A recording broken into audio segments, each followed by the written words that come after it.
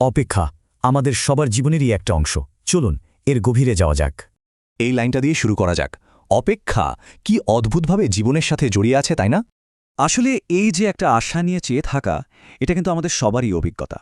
ভাবুন তো, রবীন্দ্রনাথ ঠাকুরও কি দারুণভাবে বলেছেন, দেখা হওয়ার আশা আছে কিন্তু দেখাটা আর হচ্ছে না। আমরা যে বলি ভালো দিন আসবে, এর মানে কি? মানে হলো একটা আশা সবকিছু ঠিক হয়ে যাওয়ার। কিন্তু যদি অপেক্ষাটা শেষই না হয়, যদি অপেক্ষা করাটাই জীবন হয়ে দাঁড়ায়, তখন কি হবে? একে বলা হয় পার্মানেন্ট টেম্পোরারিনেস, মানে বর্তমানে আটকে আছি কিন্তু সুন্দর ভবিষ্যতের আশায়। এটাই হলো বেঁচে থাকা আর শুধু টিকে থাকার মধ্যে পার্থক্য। জীবনটা কি শুধু কেটে যাচ্ছে?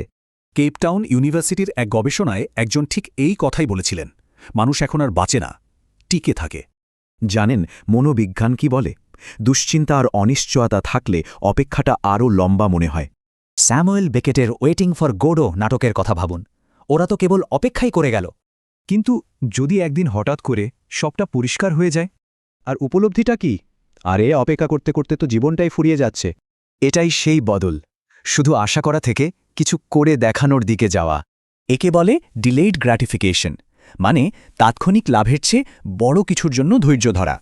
মানে হুট করে কিছু না করে ঠান্ডা মাথায় ভেবেচিন্তে সিদ্ধান্ত নেওয়া।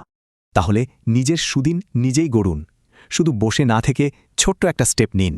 এই নতুন ভাবনার প্রথম ধাপ, যে আসবে না তাকে নিয়ে আর না ভাবা। আর দ্বিতীয় ধাপ, নিজের ভালো সময়টা অন্যের ভরসায় না থেকে নিজের হাতেই গড়ে নেওয়া। কারণ জীবন তো শুধু অপেক্ষা করার জন্য নয়, তাই না? জীবনটা বাঁচার জন্য। তাই অপেক্ষা হয়তো থাকবে, কিন্তু সেই অপেক্ষায় নিজেকে হারিয়ে ফেলবেন না যেন। শেষ প্রশ্নটা হলো, আমরা কিসের অপেক্ষায় আছি, নাকি নিজেরা কিছু গড়ছি?